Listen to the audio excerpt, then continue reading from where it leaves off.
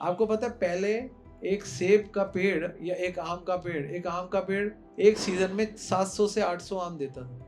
अब एक आम का पेड़ 50 से 70 सालों में 300 से 200 से 300 आम दे रहा है।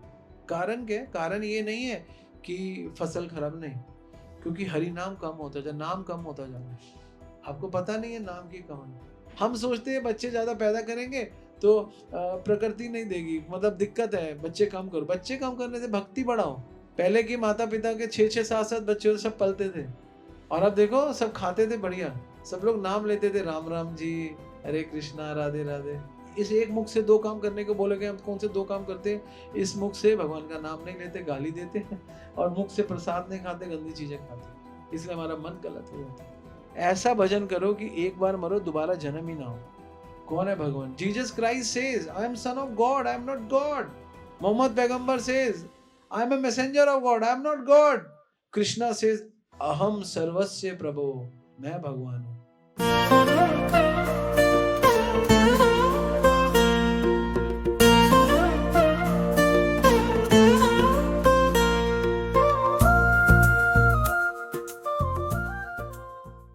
मरने पर, शरीर के भी जाने पर आत्मा कहीं नहीं जाती। आत्मा सिर्फ ट्रांसफॉर्म होती है। शरीर मरते हैं, आत्मा कभी नहीं मरती। तो ये हाई लेवल ऑफ नॉलेज है। क्या है? हाँ। तो इसलिए हम बहुत सारी नॉलेज लेते हैं। ये टॉप मोस्ट नॉलेज है, among all knowledge top most knowledge. और इसको प्रूफ गीता में भगवान बोलते हैं, ये राज विद्या राजगुह्यम पवित्रमिदम उत्तमम, सबसे उत्तम विद्या है। प्रत्यक्ष अवगमम धर्म्यम सुसुखम कृतु अव्ययम। अर्जुन, जब तक ये नॉलेज नहीं लोगे आप सुखी नहीं होगे। जब तक आप गीता का ज्ञान नहीं लोगे और जीवन में अप्लाई नहीं करोगे, सुख नहीं। आप कोई भी चीज ले लो अपने जीवन में, कुछ भी कर लो, जब तक आप गीता का नॉलेज नहीं लोगे आप सुखी नहीं होगे। क्योंकि गीता का नॉलेज आत्मा का नॉलेज है, ज्ञान है आत्मा का। गीता में बहुत सारे टॉपिक्स है, लेकिन भगवान अर्जुन को दूसरे अध्याय में सबसे पहले जो टॉपिक छेड़ते हैं वो आत्मा का छेड़ते हैं, और बताते हैं कि तुम शरीर नहीं, तुम आत्मा। तो why we need spirituality? Why? Because we are a spirit. Simple, हम आत्मा है, और वी आर, हमको ब्लॉक करा गया 70-80 सालों के लिए शरीरों में। ह्यूमन बॉडी का जो बॉडी है वो 70 साल, 80 साल, 100 साल है। कुत्ते की बॉडी है 8 साल से 12 साल है। गाय की बॉडी 20 से 25 साल है। एक स्पैम है हर बॉडी का, एक लिमिटेड स्पैम है। तो बस, लेकिन है हम टेम्परेरी यहाँ पे। अब the question is, now the question arises, ये हमारा जो समय है वो टेम्परेरी है, और ये जगत है, भगवान इसको भी गीता में बोलते हैं माम उपेत्य पुनर्जन्म दुखालय शाश्वतम। ये जगत भी टेम्परेरी है, हम भी टेम्परेरी है। तो परमानेंट क्या है? बॉडी टेम्परेरी है। तो परमानेंट क्या? आत्मा परमानेंट है। टेम्परेरी चीज के साथ खुश नहीं रह सकती, बेसिक है, बेसिक। क्या बेसिक है? कि परमानेंट चीज टेम्परेरी चीज के साथ खुश नहीं रह सकती। जैसे आपको आपका रेंटल हाउस मिले और आपका एक परमानेंट हाउस मिले, आप कहाँ खुश हो? अपने परमानेंट हाउस में। रेंटल हाउस में खुश नहीं हो, आपका मन नहीं करेगा इसमें पेंट क्यों कर रहा हूँ इसमें, क्योंकि मैं तो किराए के, मैं तो 2 साल के लिए रह रहा हूँ, मेरे को क्या जरूरत पड़ी है किराया, अपना टाइम निकाला, निकल गए। सिमिलरली हमारा इंटरेस्ट नहीं रहता। लेकिन जब हम ये अभी 2 साल के लिए सोच रहे हैं, जब हम इसी प्रकार 80-100 साल के लिए सोचेंगे तो भी हमको लगेगा will have to do beyond it, हमें कुछ ज्यादा सोचना चाहिए, ज्यादा करना चाहिए। ये जो नॉलेज है गीता की, ये नॉलेज हमको अपलिफ्ट करती है, नॉलेज हमको बनाती है, हमको स्पिरिचुअल एंगल दिखाती है। लाइफ में एक स्पिरिचुअल एंगल है। हमारे जितने भी आचार्य हुए हैं, यहाँ पे पॉइंट ये आता है कि तो फिर प्रॉब्लम के, हम लोगों को इतना नॉलेज है, आज मैंने आपको बताया, फिर भी हम स्पिरिचुअल पाथ को चूज नहीं करते। कारण क्या है? कारण गीता में बताते हैं, दो ही कारण है। इच्छा द्वेष समुत्थेन द्वंद्व मोहेन भारत, सर्वभूतानि सम्मोह सर्गे यान्ति परन्तप। कि सारे के सारे लोग इच्छाओं में और द्वेष में फंसे हुए हैं, और सर्वभूतानि सम्मोह, सब लोग इस मोह में है, और सर्गे यान्ति परन्तप, इस सर्ग में फंसे रहते हैं। सर्ग मतलब जगत में। तो हमको इससे ज्यादा सोचना है। जब हम सुख और दुख से बाहर निकल के कुछ और सोचने लायक होते हैं, तब जाके आध्यात्म की तरफ बढ़ते हैं। और भगवान सीरियसली हम लोगों को सुख और दुख इसीलिए देते हैं, सुख भोगने के लिए नहीं देते, दुख सहने के लिए नहीं देते। सुख और दुख इसलिए देते हैं कि इनसे बाहर निकल जाओ। क्योंकि जब तक आप सुख में हो, जब तक आप दुख में हो, तब तक आप दुख में ही हो। सुख भी दुख है और दुख तो दुख है ही है। सुख भी दुख क्यों है? क्योंकि सुख में आप भगवान का स्मरण नहीं कर पा रहे हो और दुख में आप दुख का स्मरण बहुत कर पा रहे हो। और सुख और दुख का मेन पर्पस ये, सुख और दुख कर्मों का रिजल्ट है। जब हमारे अच्छे कर्म होते हैं हमको सुख मिल जाते हैं इस जगत में, जब हमारे बुरे कर्म होते हैं हमको दुख मिल जाते हैं। लेकिन अच्छे कर्म और बुरे कर्म दोनों कर्मों से अच्छे है अकर्म। 3 प्रकार के कर्म होते हैं। एक होते हैं सकाम कर्म जिसको अच्छे कर्म कहते हैं, एक होते हैं विकर्म जिसे गंदे कर्म कहते हैं, और तीसरे होते हैं अकर्म, वो कर्म जिनका बंधन नहीं है। बाकी दोनों कर्मों का बंधन है। तो हमें गीता पता क्या सिखाती है? हमें गीता कर्म करना नहीं सिखाती। आप लोगों को गीता पढ़ के समझ में आता है, भगवान अर्जुन को गीता में कहते हैं कर्म किए जा फल की इच्छा। लेकिन हमने गीता पढ़ी, ऐसा कहीं नहीं है, ऐसा कहीं नहीं है कर्म किए जा फल की इच्छा मत कर। भगवान ये नहीं कह रहे कर्म किए जा फल की इच्छा मत कर। भगवान कह रहे ऐसा कर्म कर कि फल जो है या तो मुझ पे अर्पण हो जाए, या ऐसा कर्म कर कि कर्मों में बंधे ना। क्योंकि गीता में भगवान ये नहीं कह रहे, भगवान कह रहे कर्मण्येवाधिकार से मां फलेषु कदाचित। अर्जुन आपको कर्म करने का अधिकार है, सिर्फ अधिकार है, फल का अधिकार नहीं है। क्योंकि मैं आपसे पूछता हूं, आपने, क्योंकि आपको ये नॉलेज पता नहीं कौन कोई देगा नहीं देगा मुझे पता नहीं, बट आप सीखो। मैं आपको बताता हूं, आप मंदिर की घंटी बजाते रहो, आप क्या मंदिर की घंटी बजा बजा के सॉफ्टवेयर इंजीनियर बन जाओगे? बन जाओगे? नहीं बनोगे। कैसे बनोगे? क्योंकि आपने मंदिर की घंटी बजाई है, तो आप मंदिर की घंटी बजा के सॉफ्टवेयर इंजीनियर नहीं बन सकते। ठीक है, तो फिर क्या मतलब है? जब तक आपके अंदर गुण नहीं आएंगे उस पर्टिकुलर फील्ड के लिए, गुण, आप पढ़ तो रहे हो लेकिन आपके परसेंट 60 आ रहे हैं, और एक व्यक्ति पढ़ रहा है उसके परसेंट 70 आ रहे हैं, एक व्यक्ति पढ़ रहा है उसके परसेंट 80 आ रहे हैं। तो ये क्या है? ये व्हाट इज दिस? तीनों पढ़ रहे हो, तीनों 3 घंटे पढ़ रहे हैं, तीनों रोज 3 घंटे 4 घंटे पढ़ रहे हैं, तीनों की परसेंटेज में फर्क क्यों है? क्योंकि आपको जितना आपने उन 3 घंटों में गुणों को खींचा, वो आपने लिख दिया, उतना आपको आ गया। तो आपके अंदर जितने गुण आएंगे उतना ही आपको मिलेगा इस जगत में, जितने आपने गुण कमाया जिस फील्ड में भी, जिस फील्ड में भी। लेकिन सारी फील्ड जो भी है उन सबको फाइनल एंड फील्ड में लेके आना पड़ेगा। एंड फील्ड क्या है? एंड फील्ड है कि आपको हर कार्य को भगवान के साथ कनेक्टेड करना पड़ेगा, क्योंकि आप भगवान के अंश हो। हम एक बहुत बड़ी उसमें जी रहे हैं, क्या कहते हैं, गलत गलत फहमी में, कि हम फलाना है, हम फलाना है। हमारा इस जगत में जो भी रिलेशन है, जिनके साथ भी रिलेशन है, चाहे जो भी रिलेशन है, चाहे वो भाई के साथ, चाहे बहन के साथ, चाहे माता के साथ, चाहे पिता के साथ, ये जो रिलेशन है ये निमित्त रिलेशन है। इसको क्या कहते हैं? निमित्त। पिता को निमित्त बना के हमारी सेवा हुई, माता को निमित्त बना के हमारा जन्म हुआ। अर्जुन को भगवान कहते हैं निमित्त मात्र सर्वे साची। अर्जुन, मैं तुझे निमित्त बना के गीता का ज्ञान बांट रहा हूं।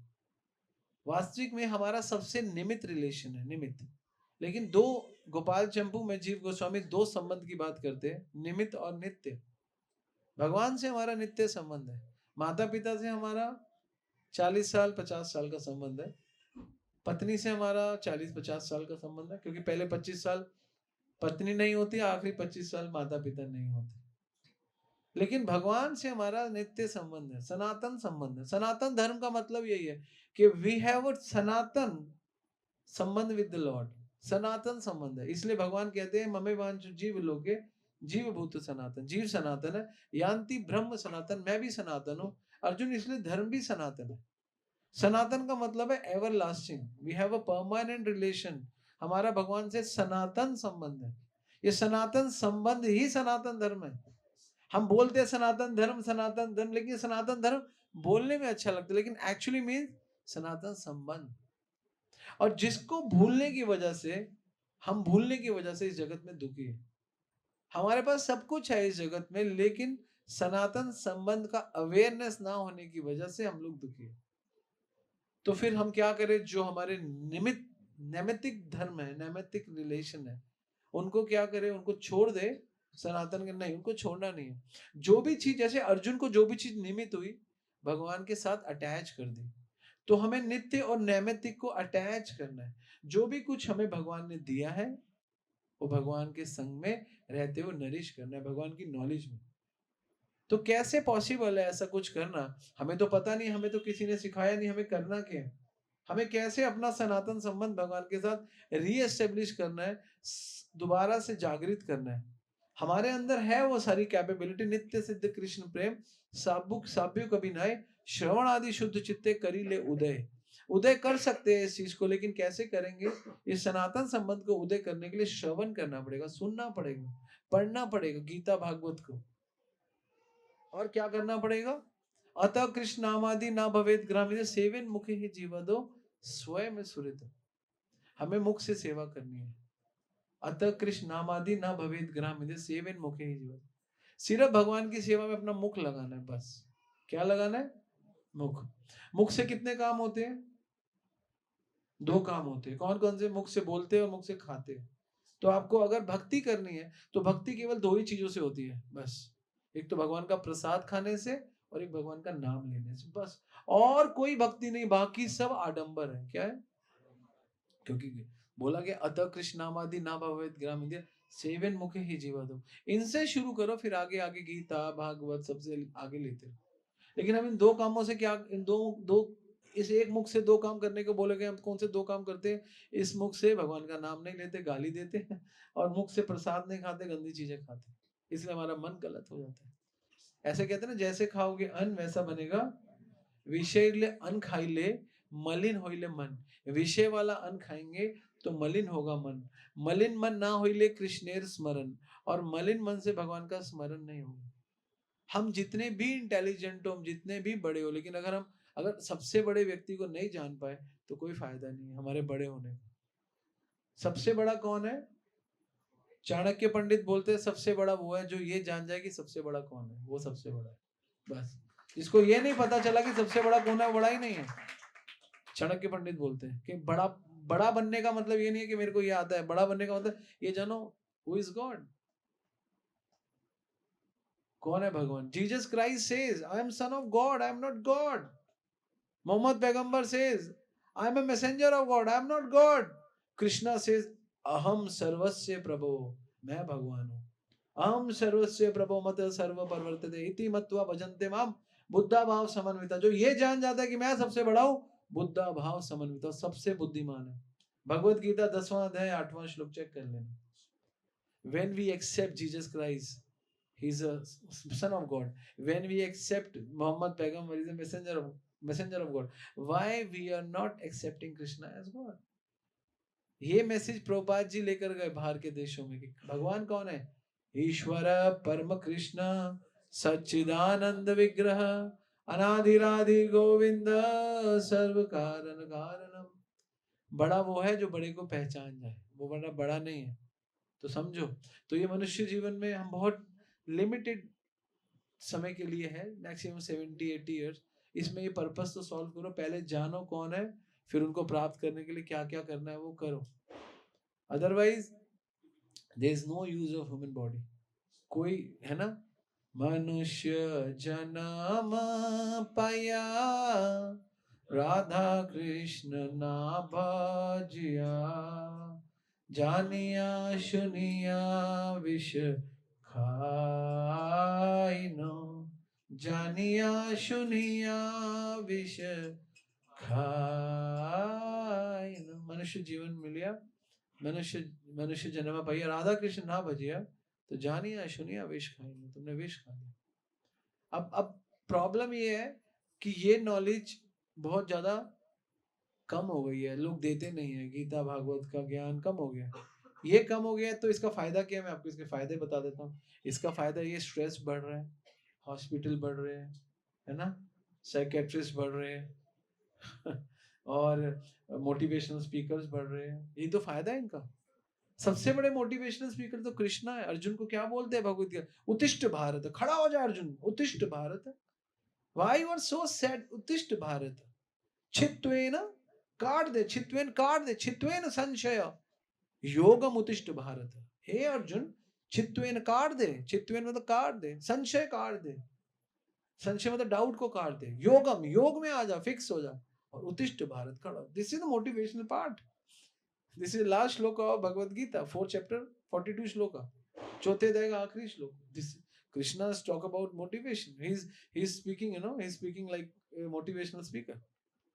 खड़े हो जा अर्जुन, उत्तिष्ठ, उत्तिष्ठ मतलब खड़ा हो जा, युद्ध कर, है ना। तो उत्तिष्ठ भारत, अर्जुन को मोटिवेट कर रहे हैं। और क्यों मोटिवेट कर रहे हैं, क्यों मोटिवेट क्यों कर रहे हैं?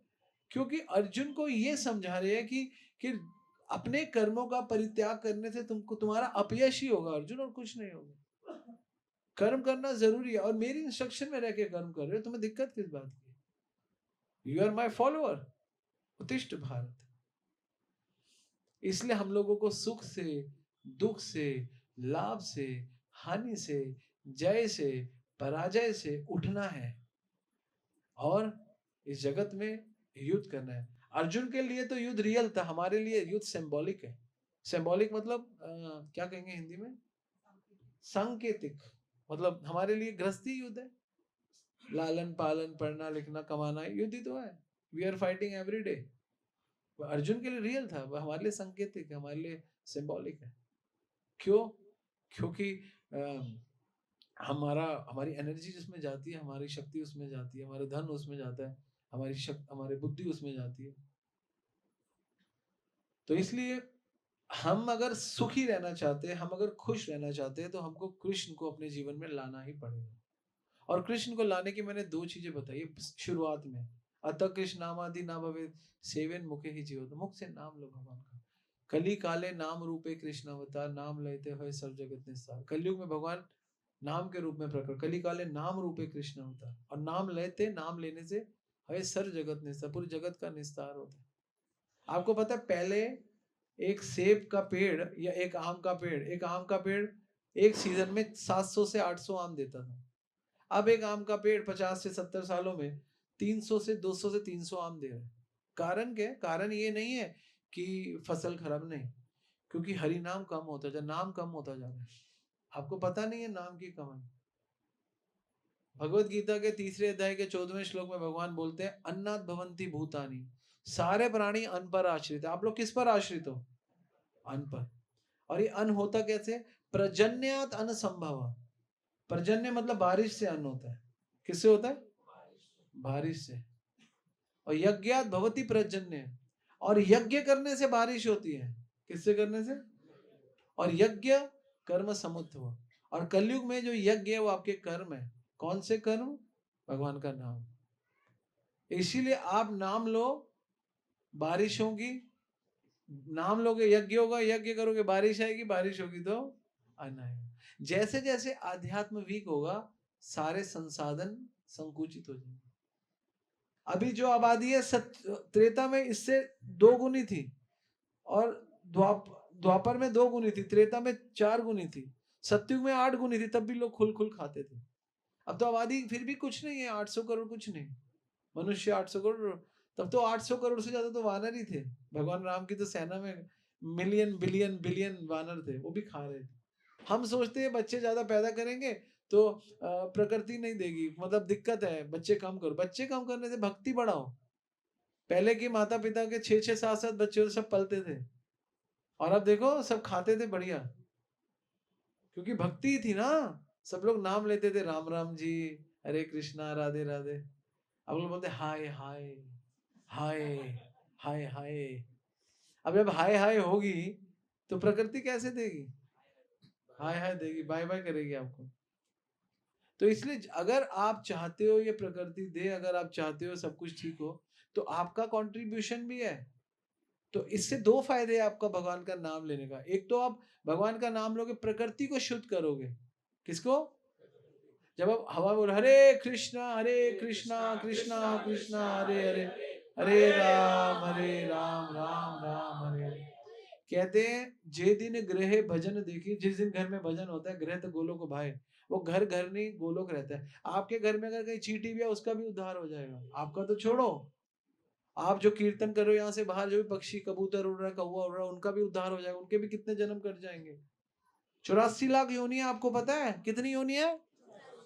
जलजा नव लक्षाणी, जल के अंदर रहने वाली 9 लाख योनियां। स्थावरा लक्ष विक्षति, 20 लाख प्रकार के पेड़, कितने हुए? 9 और 20 29। और कर्मणों रुद्र संख्या को 11 लाख रेंगने वाले, कर्मणों रुद्र 11, कितने हुए? 29 और 11। पक्षी नाम 10 लक्षाणी, पक्षी उड़ने वाले, 40 और 10 कितने हुए? 50। त्रिलक्षाणी पशुआ, 30 लाख प्रकार के 4 पैर वाले, कुत्ते, बिल्ली, गधा, घोड़ा। और चतुर्लक्षाणी मानवा, 4 लाख प्रकार के मनुष्य। मनुष्य में भी अलग अलग कॉन्शियसनेस के हिसाब से अलग क्या सोचता है, कैसे सोचता है, कैसे खाता है, कैसे रहता है। टोटल 84 लाख योनि में अगर आप एक कबूतर को भी आप सुना दोगे हरे कृष्णा, उसकी भी 10-15 लाख योनियां खत्म एक बार ठक। कितना फायदा है। ये प्रैक्टिकल है एक्चुअली। हम लोगों को हमारे साथ प्रॉब्लम क्या है, हम लोगों को बहुत ज्यादा हम we believe on science, but this is real science. Bhagavat and Gita is a real science. They are practically evaluate you कि हाँ आप आत्मा हो। कॉमन सेंस से बताइए, आपका भगवान से सनातन संबंध है, कॉमन सेंस से बताइए। आप कुछ एक्सपेरिमेंट कर सकते हो साइंस में, लेकिन आप उनसे उनका जस्टिफिकेशन नहीं निकाल सकते। निकाल सकते हो? नहीं निकाल सकते। माँ पुत्र को जन्म देती है, लेकिन माँ से पूछो आंख बनानी आती है, माँ कहेगी मुझे आंख बनानी नहीं आती, मुझे कान बनाना नहीं आता, मुझे नहीं किडनी बनानी आती, लीवर बन, लेकिन माँ ही पैदा कर रही है बच्चे। लेकिन हाँ ऐसा लगता है कि माँ नहीं, लेकिन नहीं। भगवान कहते हैं भागवतम के 3 अध्याय के 31वें, 3 स्कंद के 31वें, कर्मणा देव नेत्रेण। कर्मणा मतलब आपको कर्मों का फल मिलेगा, लेकिन कर्मणा देव नेत्रेण, जब तक देव के नेत्र नहीं पड़ेंगे, भगवान के जब तक नेत्र नहीं पड़ेंगे। जंतु देह उपत्यय, और जंतु मतलब जीव देह का रूप लेगा। और कैसे लेगा? कारण बताते हैं। स्त्रियां प्रविष्ट उदरम, उसके उदर में, किसके उदर में? स्त्रियां प्रविष्ट उदरम, है ना। और रेत का नाश्रय, और पुरुष का पुंसा रेत का नाश्रय, पुरुष के रेत का आश्रय लेके स्त्री के पेट में एक बच्चे का जन्म होता है। भागवत बता दिए, कितना पुराना साइंस है। कर्मणा देव नेत्रेण जंतु देह उपत्यय, जंतु मतलब जीव पैदा होगा, देह उपत्यय। और कैसे पैदा होगा? स्त्रियां प्रविष्ट उदरम, प्रविष्ट मतलब अंदर, कैसे? पुंसा पुरुष रेत कण आश्रय, उसके रेत के कण का आश्रय लेके। लेकिन फिर भी कर्मणा देव नेत्रेण, कर जब तक देव के नेत्र नहीं है तब तक नहीं लेगा। कईयों के बच्चे नहीं होते, 10-10 साल 20-20 साल लगे रहते, क्योंकि देव नेत्रेण नहीं है। कईयों के भगवान की कृपा से हो जाता। कर्मणा देव नेत्र जंतु देव उपत्य, प्रविष्ट स्त्रियां प्रविष्ट उदरम, पुंसा दे रेत कण आश्रय। तो भागवत यही कह रही है। तो कहीं ना कहीं माता पिता is not the real cause, they are the निमित्त कॉज। फाइनल कारण भगवान ही है। तो जो फाइनल कारण है उनके लिए फाइनली हमें सरेंडर होना चाहिए। और ये जो कार्तिक का मास है, सरेंडर मास है, प्रयास का मास है, शरणागति का मास है। हमें इस महीने में भगवान के लिए कुछ ना कुछ करना चाहिए। अपने जीवन को स्पिरिचुअलाइज करो। अगर आप परमानेंट सुखी रहना चाहते हो, आपको अपने जीवन को स्पिरिचुअलाइज करना पड़ेगा। हम अपने जीवन को बहुत मेटीरियलाइज करते हैं, हम सब कुछ मेटीरियल, जड़ जगत जड़ जगत जड़ जगत। लेकिन आध्यात्म में आओ, देखो कितना आनंद है। भक्तों के संग में आओ, भगवान का कीर्तन करो, भगवान का नाम लो। तो जैसे जैसे हम भगवान के लिए कार्य करते रहते हैं, भगवान का नाम लेते रहते, केवल नाम से शुरुआत करो, बाकी चीजें छोड़ो। आपको क्या बोलना है? हरे कृष्णा हरे कृष्णा कृष्णा कृष्णा हरे हरे हरे राम राम राम हरे हरे। हमें भगवान के लिए सरेंडर होना चाहिए। उनकी वजह से हमको सब कुछ है। हमारी आंखों की, भगवान अर्जुन को गीता में बोलते हैं, तेरे अंदर जो देखने की क्षमता है वो अर्जुन मेरी है, तेरे अंदर जो सामर्थ्य है वो मेरा है, तेरे अंदर जो हजम करने की शक्ति है वो मेरे द्वारा है, सब कुछ मेरे से। लेकिन तू समझता नहीं है, इसलिए तू दुख भोगेगा एक दिन। इसलिए इस जगत में वही व्यक्ति दुख भोगता है जो अपने जीवन में से स्पिरिचुअलिटी को निकाल देता है। कहते हैं material life plus spiritual life is equal to bliss, material life minus spiritual life is equal to stress. Seriously spirituality is very important. जितना जरूरी हमारे लिए संसार है उतना ही जरूरी हमारे लिए स्पिरिचुअलाइज होना है. क्योंकि हमारे पास सबसे बड़ा प्रॉब्लम है डाउट. क्या है? डाउट, संशय. और भगवान भी अर्जुन को कह रहे हैं अज्ञेच और श्रद्धानश्च संशय आत्मा विनश्यति. अर्जुन जो अज्ञानी है और जो अश्रद्धालु है वो संशय आत्मा, उसका विनाश निश्चित है. अज्ञेच और श्रद्धानश्च संशय आत्मा विनश्यति. संशय को इंग्लिश में क्या कहते हैं? डाउट. डाउट को नहीं करोगे आउट तो हो जाएगा स्ट्रेस. और स्ट्रेस को एक ह्यूमन नेचर है, वो बार बार करता है प्रेस, तो हो जाता है डिप्रेस.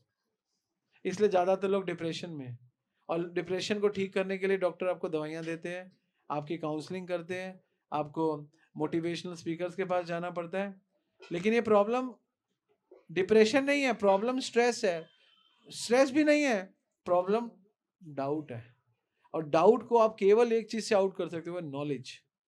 ज्ञान से आप केवल संशय को हरा सकते हो. तभी भगवान कह रहे छित्त्वेन संशय योगम उत्तिष्ठ भारत.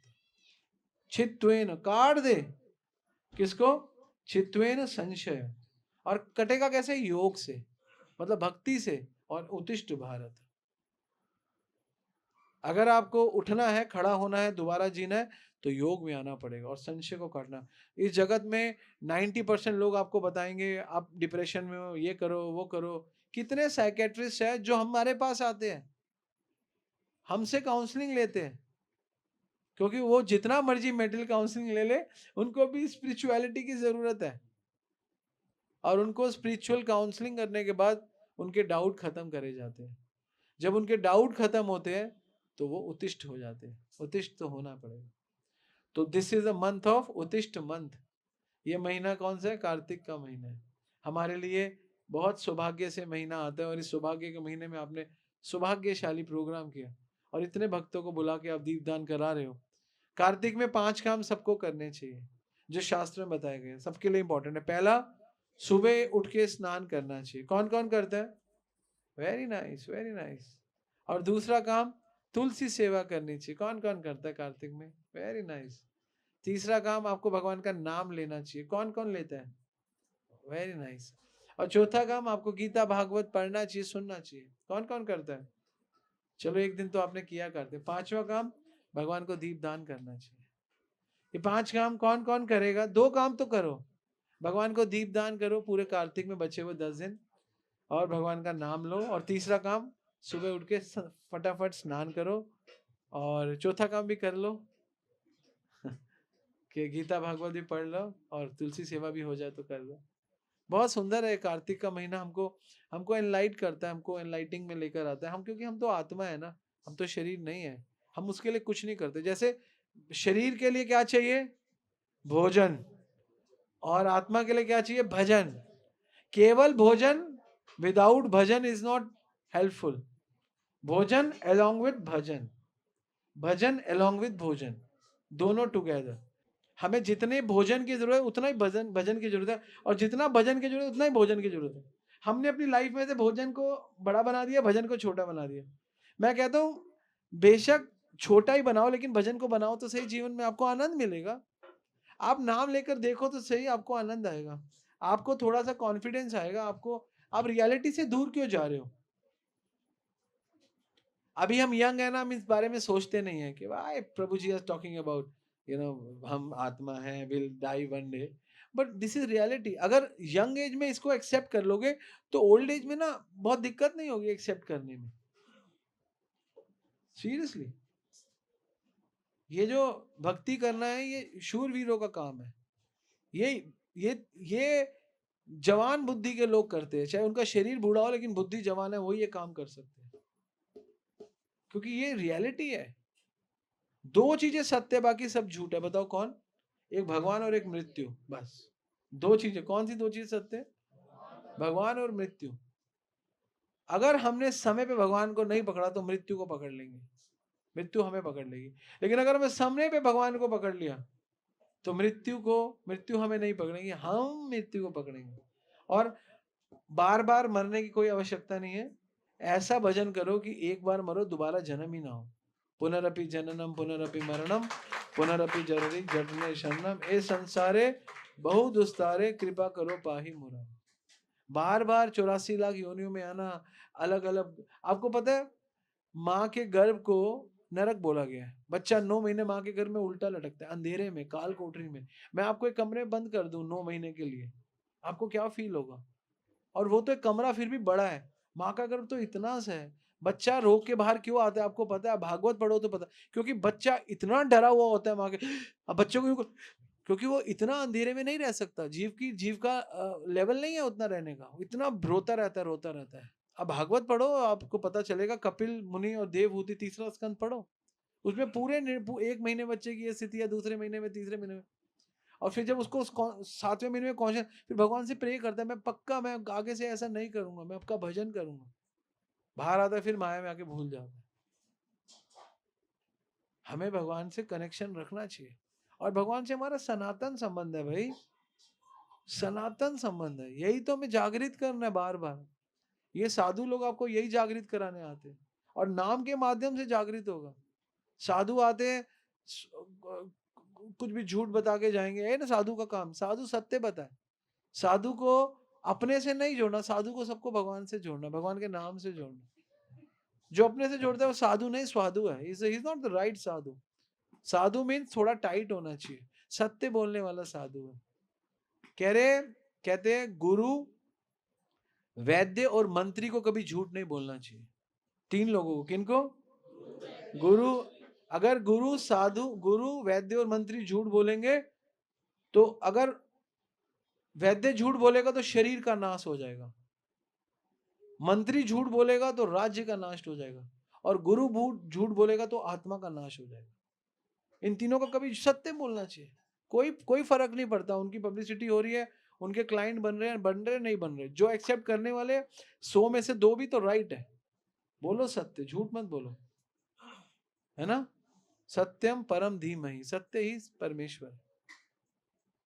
ओके।